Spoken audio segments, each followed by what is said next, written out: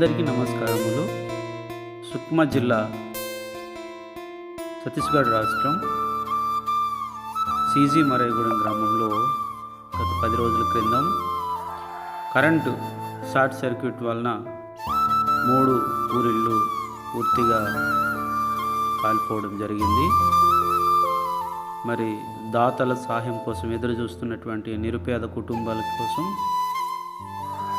దుమ్మగూడెం మండలం లింగపురం గ్రామంలో గల మాసిదోనియా చారిటబుల్ ట్రస్ట్ నుంచి ట్రస్ట్ అధ్యక్షులు, ఉపాధ్యక్షులు స్పందించి వారి యొక్క పరిస్థితిని చూసి వారిని ఏదో ఒక విధంగా వారిని ఆదుకోవాలనేటువంటి ఉద్దేశంతో అత్యవసర వస్తువులు సహాయం చేయడం జరిగింది.